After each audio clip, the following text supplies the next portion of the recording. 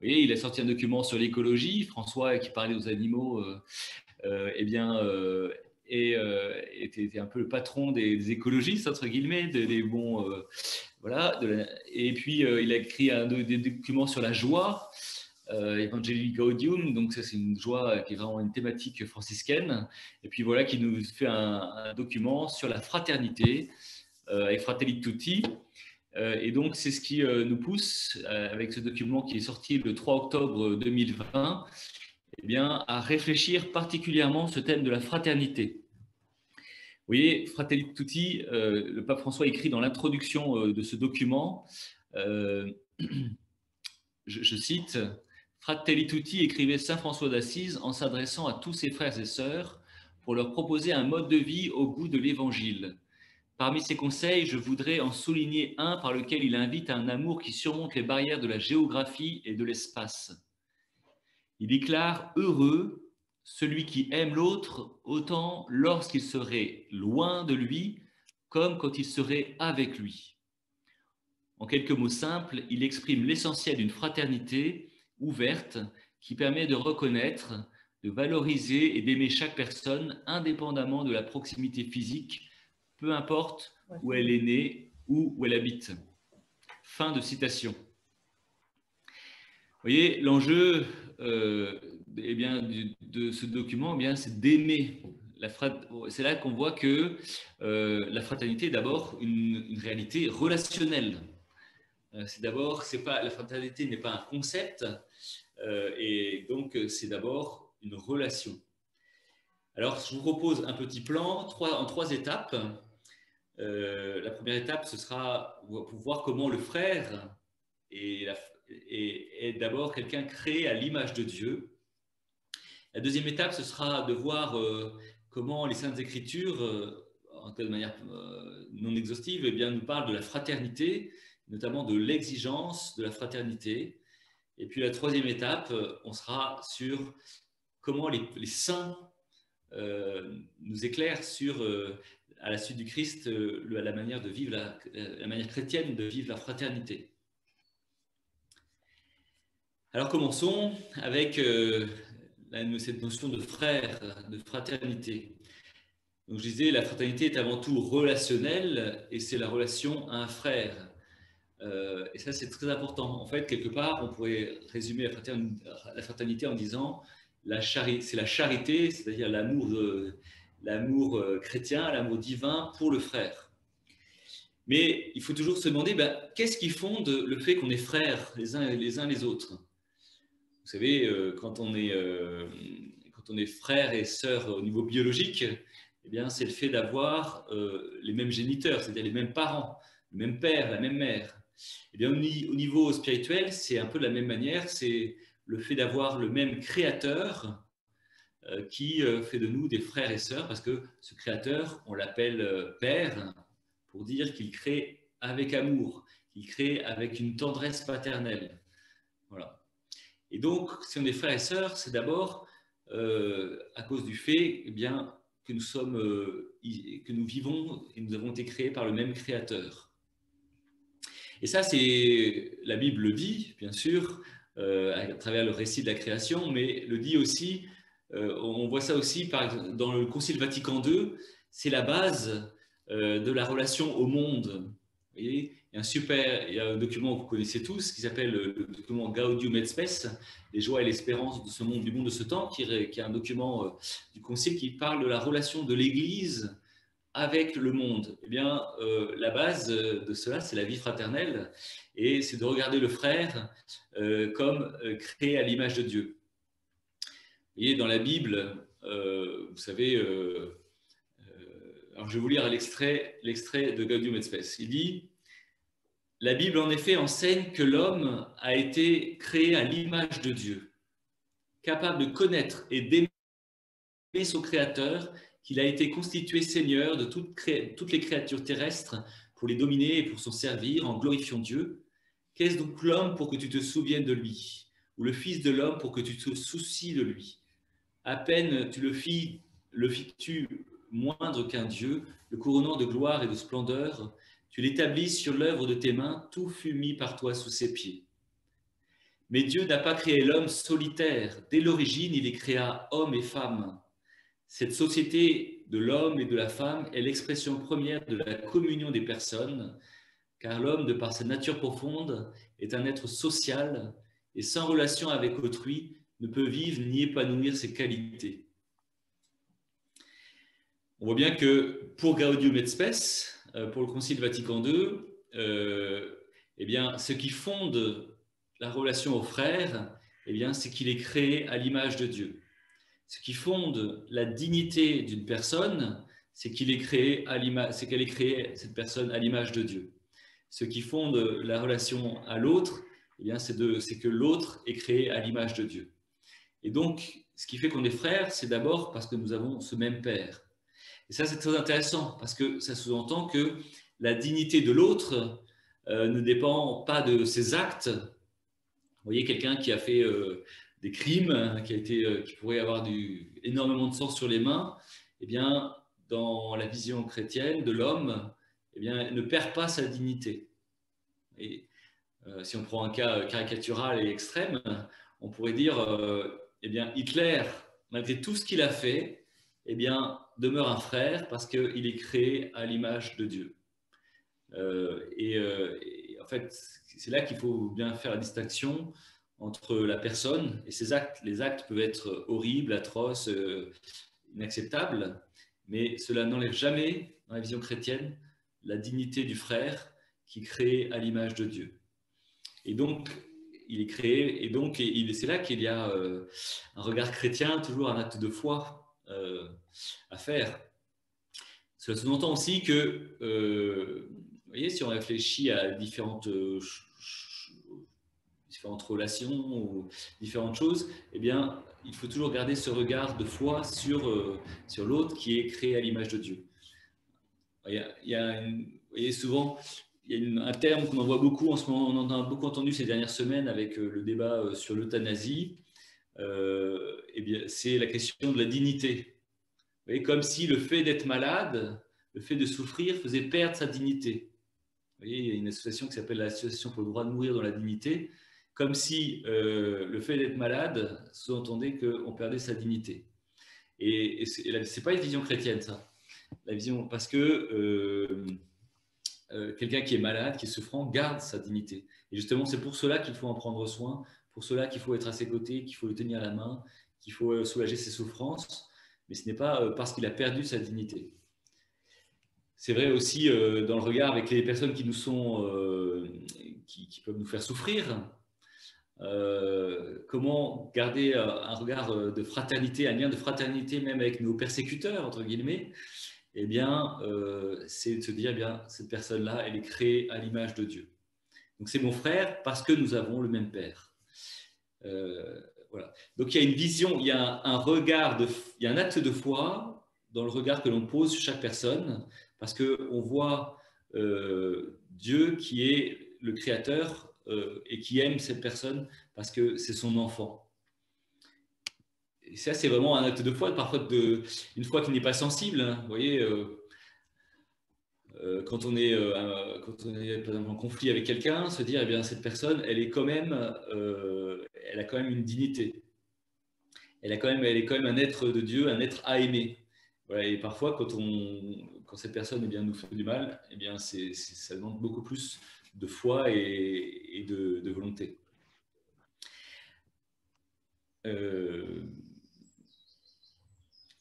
C'est ce qui aboutit, vous voyez, on voit bien dans la Bible, donc je vais passer au deuxième point, dans les Écritures, cette question de l'exigence de la fraternité. On voit bien que dans l'histoire du salut, à travers toute la révélation biblique, plus on avance dans les Écritures, c'est-à-dire plus on devient radical sur cette exigence de la fraternité. Et on démarre, par exemple, en Genèse 4, avec cette question, donc, au moment du conflit entre Caïn et Abel, cette question, qu'as-tu fait de ton frère?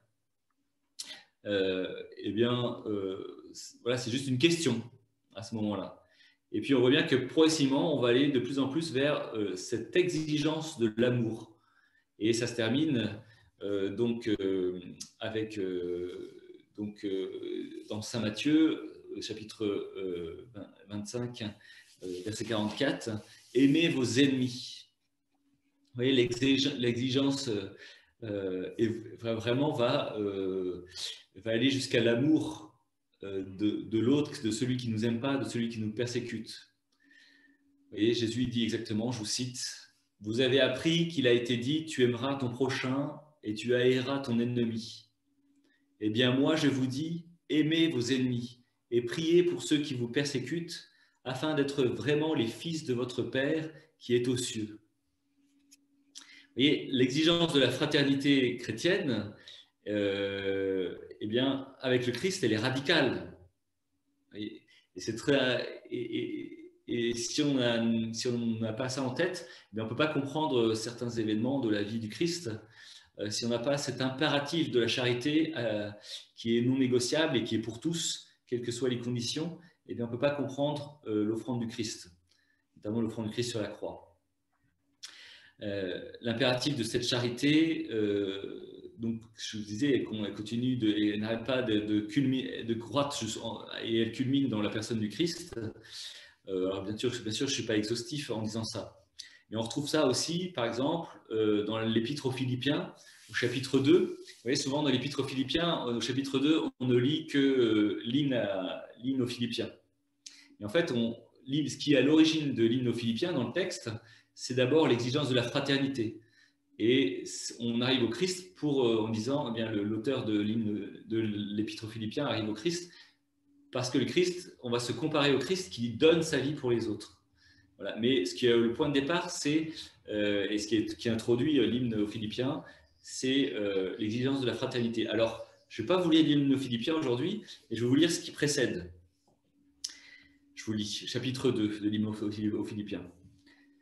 « S'il est vrai que dans le Christ, on se réconforte les uns les autres, si l'on s'encourage avec amour, si l'on est en communion dans l'esprit, si l'on a de la tendresse et de la compassion, alors, pour que ma joie soit complète, ayez les mêmes dispositions, le même amour, les mêmes sentiments, recherchez l'unité. Ne soyez jamais intrigants ni vaniteux, mais ayez assez d'humilité pour estimer les autres supérieurs à vous-même. Que chacun de vous ne soit pas préoccupé de ses propres intérêts, pensez aussi à celui des autres. Ayez en vous les dispositions qui sont dans le Christ Jésus. » Après, tout le reste, je ne vais pas le lire parce que c'est l'hymne aux Philippiens, et l'auteur dit l'abaissement et le mouvement du Christ. Mais ce qui est intéressant, c'est que vivre la fraternité dans l'hymne aux Philippiens, c'est imiter le Christ. Ça me semble évident, c'est bien, mais il vaut mieux le dire. Et imiter le Christ, pour l'auteur de l'hymne Philippiens, c'est avoir assez d'humilité pour estimer les autres supérieurs à soi-même. Voilà. La radicalité de la fraternité dans l'Évangile est vraiment une relation d'amour qui va jusqu'à estimer l'autre supérieur à soi-même. Et celui qui est le meilleur modèle dans cette manière de vivre la fraternité, eh bien, c'est le Christ qui va estimer que le salut des hommes est supérieur à sa mort sur la croix. T'entends ? Il y a quelqu'un qui intervient. Une conférence, hein. Le modèle de la radicalité, donc, c'est bien Jésus. Il faut être un peu radical pour aussi dire ce qu'il va dire sur la croix. Vous voyez, il faut toujours, souvent, en fait, lorsqu'on lit la Passion, on lit ça dans une église, c'est tranquille. Et ce qui est important, c'est je vous invite à imaginer la scène. Le Christ, il vient d'être clouté sur un croisement de 2 bouts de bois. Forcément, il a très mal. Il souffre à ses poignets, à ses bras, à ses chevilles. On sait qu'il vient d'être fouetté, maltraité, abandonné par ses amis. Il est la victime innocente d'une énorme injustice. Et qu'est-ce qu'il dit sur cette croix? Il dit « Père, pardonne-leur, ils ne savent pas ce qu'ils font. » On trouve ça en Luc 23, 34. Vous voyez, quand l'Épître aux Philippiens dit que la fraternité va jusqu'à considérer les autres supérieurs à soi-même, eh bien, c'est bien le Christ qui en est le modèle. Et pour Jésus, cette humilité qui est nécessaire dans la fraternité, dans la relation à l'autre, dans la charité pour l'autre, eh bien, elle passe aussi par le mystère de la souffrance. Ouais. Jusque dans l'offrande de sa mort, le Christ deviendra celui qui, en offrant sa souffrance, va permettre aussi les mots du ressuscité du matin de Pâques, la paix soit avec vous. Et les deux, dans le livre, il faut toujours se dire que le mystère de la souffrance du Christ sur la croix va semer le matin de Pâques et cette phrase aux apôtres, la paix soit avec vous. Et il y a ce mystère dans la fraternité de l'offrande de sa propre personne à l'autre, pour révéler à l'autre sa dignité d'enfant de Dieu, de créature de Dieu, qu'il est aimé et aimable. Voilà. Et donc, moi je trouve toujours, alors ça peut être un peu vertigineux, la radicalité de l'évangile, la radicalité du Christ dans la fraternité qui va jusqu'à l'offrande de sa propre personne, mais c'est bien le modèle qui nous est donné. Alors on n'est pas tous obligés d'être cloutés sur une croix, mais il y a des fois, je ne sais pas vous, mais moi je fais parfois l'expérience, bien que la fraternité, ça fait mal parfois, parce que on a le mystère de notre propre péché, nos propres limites, nos propres incompréhensions, nos propres manque d'estime de nous-mêmes, et voilà, et aimer l'autre en le regardant tel qu'un être aimable, créature de Dieu, eh bien c'est toujours un défi. Voilà. Et puis parfois, ça nécessite d'accepter de souffrir en silence et d'accepter comme le Christ sa croix, et d'accepter comme le Christ, de dire « Père, pardonne-leur, ils ne savent pas ce qu'ils font ». Mais la fraternité passe par là. Moi, je ne crois pas à une fraternité bisounours. En tout cas, ce n'est pas ce que nous propose l'Évangile, où tout serait beau, tout serait gentil, tout serait… Au contraire, je pense que le mystère pascal nous dit quelque chose de la fraternité qui nécessite comme une forme de mort à nous-mêmes pour révéler la lumière du Christ et de l'amour de Dieu aux frères. Voilà. Il y a toujours ce mouvement pascal qui est de mort à soi-même pour révéler à l'autre sa beauté, sa dignité, sa grandeur. Voilà. Et j'aime beaucoup cette phrase, donc je vais la répéter, de l'Épître aux Philippiens, de considérer les autres supérieurs à soi-même. C'est vraiment pour moi le levier de la fraternité.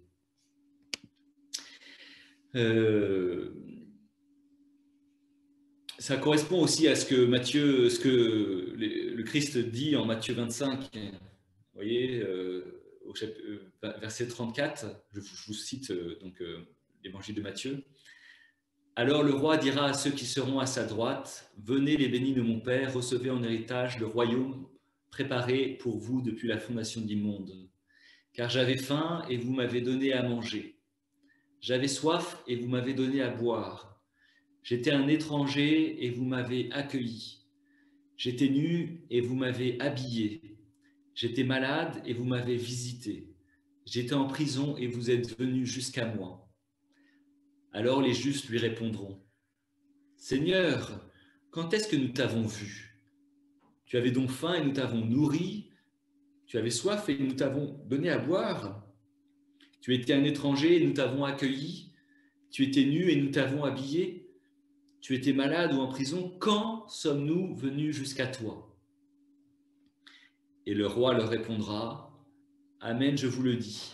Chaque fois que vous l'avez fait à l'un de ces plus petits de mes frères, c'est à moi que vous l'avez fait.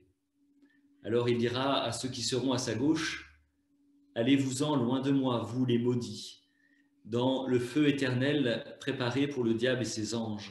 Car j'avais faim et vous ne m'avez pas donné à manger, j'avais soif et vous ne m'avez pas donné à boire, j'étais un étranger, vous ne m'avez pas accueilli, j'étais nu et vous ne m'avez pas habillé, j'étais malade et en prison et vous ne m'avez pas visité. Alors ils répondront eux aussi, Seigneur, quand avons-nous vu avoir faim, avoir soif, être nus, étrangers, malades ou en prison, sans nous mettre à ton service? Il leur répondra, Amen, chaque fois que vous ne l'avez pas fait à l'un de ces plus petits, c'est à moi que vous ne l'avez pas fait. Et ils s'en iront, ceux-ci au châtiment éternel, et les justes à la vie éternelle. Alors, il y a une radicalité dans l'enseignement du Christ. Vous voyez, ce devoir de fraternité, c'est pas à moitié, c'est pas quelque chose de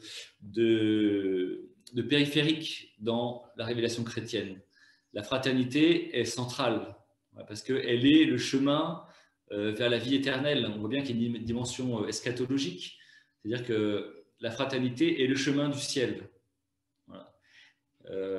Alors bien sûr, cela n'enlève rien à la nécessité de la grâce et de la miséricorde. Vous voyez, mais il y a toujours un risque. Il y a deux risques. Il y a le risque de penser que cela ne repose que sur nos forces et que lorsqu'on n'aime pas les autres, eh bien, c'est notre faute et donc ça nous mènera forcément en enfer. Et puis il y a le risque aussi de penser que ça ne repose que sur la grâce. Et en fait, vous voyez, ça c'est un vieux débat théologique, mais la fraternité, c'est à la fois quelque chose qui est de l'ordre de la grâce, c'est-à-dire c'est un don de Dieu, parce qu'on est d'abord aimé par Dieu, qui est notre Créateur, mais c'est aussi un don de notre réponse de foi, de notre regard de foi sur l'autre, notre regard de foi, et donc il y a aussi notre part dans ce chemin de fraternité qui est notre engagement et notre attention aux frères. Voilà. Et parfois on sépare ce qui est de l'ordre du service et ce qui est de l'ordre du spirituel. Voilà, et de la prière, par exemple. Et on voit bien que dans la fraternité, les deux se rejoignent. C'est-à-dire en aimant le frère, eh bien, si je pose vraiment un regard de foi et en le regardant comme une créature du Seigneur, eh bien, je fais quasiment une prière. Parce que c'est le Christ dont je prends soin, et c'est le Christ que j'accueille, et c'est le Christ que je vois dans l'autre. Et voilà. Et donc ça, c'est ce que nous dit aussi la radicalité de l'Évangile sur la fraternité. Alors, voilà, on voit bien que voilà, l'Évangile ne nous ménage pas. Le Christ nous bouscule, quoi. Il y a une phrase qui dit Dieu vomit les tièdes. Et ben, il veut en fait quelque part qu'on ait ce feu de l'amour du prochain. Et c'est pas quelque chose de mou, c'est quelque chose qui nécessite l'implication de toute notre personne. Et ceux qui nous enseignent aussi, après la parole de Dieu, sur ce chemin de fraternité, ce sont les saints. Alors je vous propose, c'est la troisième partie, eh bien, c'est de regarder qu'est-ce que nous disent les saints sur justement cette fraternité à la suite du Christ. Vous savez que dans la tradition juive, seul Dieu est saint. Ouais, seul Dieu est saint. Mais en fait, la sainteté, oui, on trouve ça dans la tradition juive, par exemple, lorsqu'on lit dans le livre de Samuel, chapitre 2, verset 2, il n'est pas de saint pareil au Seigneur, pas d'autre Dieu que toi, pas de rocher pareil à notre Dieu. Il n'est pas de saint pareil au Seigneur.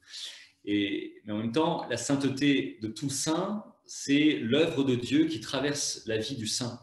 Particulièrement, c'est la radicalité de l'amour de Dieu qui traverse le cœur du saint et qui entraîne dans son comportement la même radicalité de la fraternité que le Christ a vécu et qu'il a enseigné durant toute sa vie. Et donc, regarder la vie d'un saint, c'est regarder le Christ agir dans l'humanité. Et c'est se rappeler aussi que chacun de nous, par notre baptême, nous sommes appelés à vivre la radicalité de la fraternité comme chemin de sainteté. Donc laisser l'œuvre de Dieu, l'œuvre d'amour de Dieu traverser nos cœurs pour que Dieu agisse par la fraternité dans le cœur des autres. On voit ça particulièrement chez les saints. Je vous propose, je vais lire, j'ai fait les choix, hein, c'est aussi un côté arbitraire. J'ai choisi de vous lire un long extrait de Saint Vincent de Paul qui parle de la charité. Donc la charité, c'est l'amour du frère, donc c'est aussi la fraternité, hein, c'est la même chose. Donc, je vous cite Saint Vincent de Paul. il écrit « Il ne suffit pas d'aimer Dieu. Si mon prochain ne l'aime pas de même, notre vocation est d'aller enflammer le cœur des hommes, de faire ce que fit le Fils de Dieu, lui qui vint porter le feu dans le monde pour l'enflammer de son amour. Que pouvons-nous désirer d'autre sinon qu'il brûle et consume tout? Il est donc vrai que je suis envoyé non seulement pour aimer Dieu, mais pour le faire aimer. Il ne me suffit pas d'aimer Dieu si mon prochain ne l'aime pas de même. Je dois aimer mon prochain, fait à l'image de Dieu et objet de son amour, et tout faire pour qu'à leur tour, les hommes aiment leur Créateur, qui les reconnaît et les considère comme ses frères, qu'il a sauvés. Et faire en sorte que, par la charité réciproque, ils s'aiment les uns les autres par amour de Dieu, qui les a aimés jusqu'à abandonner à la mort son propre Fils pour eux. C'est cela mon devoir. Eh bien, s'il est vrai que nous sommes appelés à porter au loin et à proximité l'amour de Dieu, que nous devons en enflammer les nations, si notre vocation est d'aller répandre ce feu divin dans le monde entier, s'il en est ainsi, dis-je, s'il en est vraiment ainsi, mes frères, combien me faut-il moi-même brûler de ce feu divin? Comment donner la charité aux autres si nous ne l'avons pas entre nous?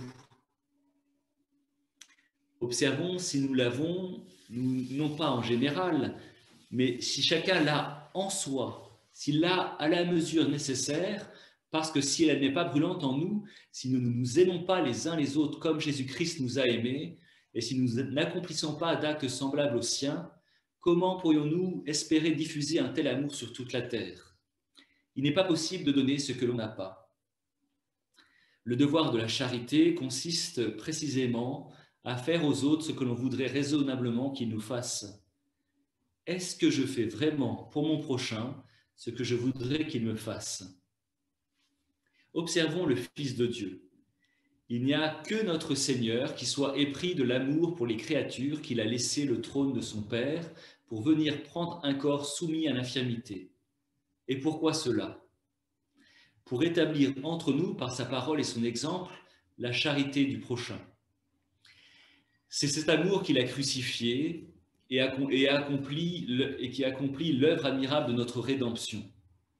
Si nous avions un petit peu de cet amour, resterions-nous les bras croisés? Oh non, la charité ne peut pas rester désœuvrée. Elle nous pousse à procurer le salut et le soulagement aux autres. Ce qui est intéressant avec Saint Vincent de Paul, donc fin de citation, pardon. Ce qui est intéressant donc avec Saint Vincent de Paul, c'est qu'il y a une vision que la fraternité, qui passe par la charité, donc c'est la charité vis-à-vis du frère, est forcément missionnaire, elle est forcément évangélisatrice. En fait, parfois on a dissocié les œuvres de charité et puis les œuvres d'évangélisation. En fait, c'est une erreur. Les deux fonctionnent ensemble. C'est parce que on aime quelqu'un et qu'on témoigne du Christ que, eh bien, son cœur peut s'enflammer, peut s'ouvrir, peut se rendre disponible au témoignage aussi du Kérim. Ouais, c'est les deux. On voit bien que la vraie fraternité, c'est non seulement porter de l'attention et de la délicatesse à l'autre, et du soutien et du soin à l'autre, mais c'est aussi la vraie fraternité, c'est lui porter le Christ, et qui a une dimension évangélisatrice dans la fraternité. Et dit autrement, quelqu'un qui voudrait être missionnaire sans vivre la fraternité, eh bien, ne porterait pas le Christ. Vous voyez, un missionnaire qui arriverait, qui voudrait imposer par une démonstration purement rationnelle mais froide que le Christ est le Sauveur, eh bien, il se trompe. Vraiment, le salut, il passera par le témoignage de l'amour pour les autres. Voilà. Et ça, c'est ce que j'aime beaucoup chez Saint Vincent de Paul, c'est ces dimensions très incarnées aussi de la vie spirituelle, tout en n'abandonnant ni l'un ni l'autre. C'est-à-dire, il est aussi exigeant dans la volonté de porter le Christ que dans la volonté d'aimer l'autre. Parce que les deux sont indissociables. Deuxième exemple et dernier exemple de saint. Alors, je ne suis pas neutre, hein, étant né à Alençon, donc je vais vous prendre l'exemple de Sainte Thérèse. Vous voyez, Sainte Thérèse, elle écrit dans un manuscrit aussi une relation difficile qu'elle avait avec une de ses sœurs. Moi, ça me rassure toujours parce que j'ai toujours l'impression de ne pas aimer assez ou de mal aimer. Et de se dire que même une grande sainte a eu du mal parfois à aimer, c'est assez rassurant. Alors, je vous lis l'extrait où elle explique dans le manuscrit C eh bien, que c'était pas si simple, même pour une grande sainte comme Sainte Thérèse. Donc, je vous lis cet extrait. Alors, c'est un extrait qui part d'une réflexion sur sa capacité à être charitable. Elle écrit: oui, je le sens, lorsque je suis charitable, c'est Jésus qui agit en moi. Plus je suis uni à lui, plus aussi j'aime toutes mes sœurs. Lorsque je veux augmenter en moi cet amour, lorsque surtout le démon essaie de me mettre devant les yeux de l'âme les défauts de telle ou telle sœur qui m'est moins sympathique, je m'empresse de rechercher ses vertus, ses bons désirs. Je me dis que si je l'ai vue tomber une fois, elle peut bien avoir remporté un grand combat, eh bien, elle reste aimable. Il se trouve dans la communauté une sœur qui a le talent de me déplaire en toutes choses. Ses manières, ses paroles, son caractère me semblaient très désagréables. Cependant, c'est une sainte religieuse qui doit être très agréable au bon Dieu. Aussi, ne voulant pas céder à l'antipathie naturelle que j'éprouvais, je me suis dit que la charité ne devait pas consister dans les sentiments, mais dans les œuvres. Alors, je me suis appliqué à faire pour cette sœur ce que j'aurais fait pour la personne que j'aime le plus. À chaque fois que je la rencontrais, je priais le bon Dieu pour elle, lui offrant toutes ses vertus et ses mérites. Je sentais bien que cela faisait plaisir à Jésus, car il n'est pas d'artiste qui n'aime à recevoir des louanges de ses œuvres. Et Jésus, l'artiste des âmes, est heureux lorsque l'on ne s'arrête pas à l'extérieur, mais que, pénétrant jusqu'au sanctuaire intime qu'il s'est choisi pour demeure, on en admire la beauté. Je ne me contentais pas de prier beaucoup pour la sœur qui me donnait tant de combats. Je tâchais de lui rendre tous les services possibles.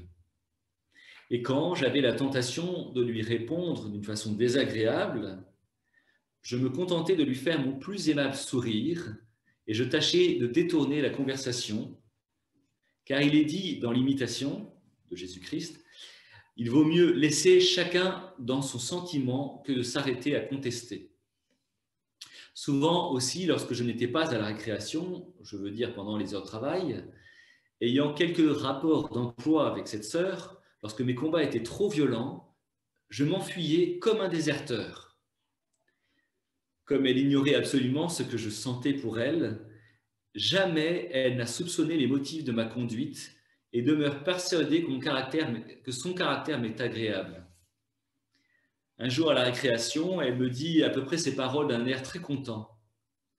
« Voudriez-vous me dire, ma sœur Thérèse de l'Enfant Jésus, ce qui vous attire tant vers moi? À chaque fois que vous me regardez, je vous vois sourire. » Ah, ce qui m'attirait, c'était Jésus caché au fond de son âme. Jésus qui rend doux ce qu'il y a de plus amer. Je lui répondis que je souriais parce que j'étais content de la voir. Bien entendu, je n'ajoutais pas que c'était au point de vue spirituel. Voilà la malice aussi un petit peu de Thérèse, qui use de stratégie pour aimer même les personnes qui lui sont désagréables. Vous voyez, toujours voir ce qu'est la vertu de l'autre, et c'est une manière de redire ce que j'ai dit au début, hein, voir l'autre comme une création de Dieu et qui est aimable parce qu'il est créé à l'image de Dieu et à la ressemblance de Dieu. Et on voit que c'est un défi, voilà. Et puis j'aime bien sa stratégie aussi du déserteur. Parfois, eh quand on sent qu'on va perdre le combat de la fraternité, eh bien, quitter le champ de bataille pour, voilà, pour ne pas se faire tuer au combat. Et donc, cette idée aussi voilà, parfois de connaître aussi sa limite personnelle dans la capacité à aimer l'autre, et que c'est déjà un acte d'amour, eh bien, de savoir prendre sa distance au bon moment pour éviter de manquer de charité pour l'autre. Voilà. En conclusion, je dirais que, vous voyez, avec ce qu'on a vu, il y a une radicalité de la suite du Christ. Sur le chemin de la sainteté, eh bien, cette radicalité de l'amour qui se vit dans la fraternité nous pousse à toujours poser un regard sur l'autre qui est un regard de foi. Vous voyez, ça nécessite, comme le dit Thérèse, qu'il ne s'agit pas, la fraternité, d'abord de sentiments. Vous voyez, souvent, on fait une confusion entre ce qui nous plaît, ce qui nous est agréable, et ce qui est vraiment de l'amour. Vous voyez, aimer, c'est pas avoir un sentiment amoureux. Aimer, c'est vouloir aimer. L'amour, c'est d'abord un acte de volontaire. C'est pas d'abord un sentiment. Et quelqu'un pour qui on pourrait avoir un sentiment amer, désagréable, eh bien, ça ne nous empêche pas de l'aimer en aimant, en choisissant de poser des actes d'amour réel pour la personne. Et c'est vraiment ça que nous apprend Sainte Thérèse. Et c'est ce que nous apprend le Christ. Je pense que la relation qu'il avait avec les soldats romains qui les fouettaient n'était pas quelque chose d'un sentiment agréable. Mais il les a quand même aimés, parce que, et ça se révèle dans la phrase que j'ai dit tout à l'heure, Seigneur, pardonne-leur, ils ne savent pas ce qu'ils font. Et donc, il faut bien tenir les deux, c'est-à-dire que ce chemin de fraternité tient aussi du mystère pascal, c'est-à-dire qu'il passe parfois par des choses âpres, mais qui, parce qu'on pose un regard de foi sur l'autre, nous conduisent à la lumière, comme Sainte Thérèse qui arrive à révéler de l'amour à cette sœur qui pourtant lui est désagréable. À partir du moment où on pose ce regard de foi sur l'autre, eh bien, cela a pour conséquence de prendre soin de cette portion de la création de Dieu, qui est mon frère. Et particulièrement quand il est malade, quand il est souffrant, quand il est étranger, quand il est prisonnier, quand il est en fin de vie, ou quand il est désagréable, ou quand il est égoïste, quand il est pécheur. Eh bien, continuer à prendre soin de lui parce que c'est une créature créée à l'image et à la ressemblance de Dieu. La fraternité, donc, nous resitue aussi nous-mêmes en tant que créatures et nous aide à rester humbles, voilà, et à nous rappeler que nous avons un créateur. Ça nous aide à nous rappeler, la fraternité, que nous ne sommes pas Dieu. Parce que si nous avons des frères, c'est que nous avons un père. En même temps, aimer son frère, c'est le moyen le plus sûr de l'évangéliser, de lui faire découvrir qu'il est aimé de Dieu. La fraternité, c'est aussi une révélation de l'amour de Dieu. L'amour de Dieu qui passe en nos cœurs. Et on reçoit l'amour du Père et qui se répand dans le cœur du frère. Et je crois vraiment qu'il y a quand on vit ça dans la foi, eh bien, la fraternité prend une dimension profondément spirituelle. Ce n'est pas juste un agir, c'est aussi une manière d'être. Voilà. Après, souvent la fraternité, c'est aussi le lieu où on expérimente notre propre péché, nos propres limites, mais c'est aussi le lieu où on peut expérimenter la miséricorde du Seigneur. Donc c'est un lieu aussi de croissance spirituelle et de conversion. Et en cela, eh bien, c'est un lieu de grâce aussi. Voilà. Pour terminer, dans un instant, vous allez avoir alors, si je ne me trompe pas, je regarde mon programme. Dans un instant, vous allez avoir un temps personnel et je vais vous donner un autre document d'un autre saint. Alors, c'est une règle, alors c'est pas très rigolo. Je vous ai donné un extrait de la règle de Saint Benoît et qui explique pas mal d'éléments sur la vie fraternelle, donc sur la fraternité dans un monastère bénédictin. Alors, ce document, il est à lire à la fois de manière positive, c'est-à-dire voir tout ce qui est une invitation eh bien, à être attentif aux frères, Et puis, une manière aussi négative, c'est dire tout ce qui est attention à ne pas être nuisible pour son frère. Donc là, il va y avoir un temps à peu près de 15 minutes, un temps personnel, où vous allez avoir ce document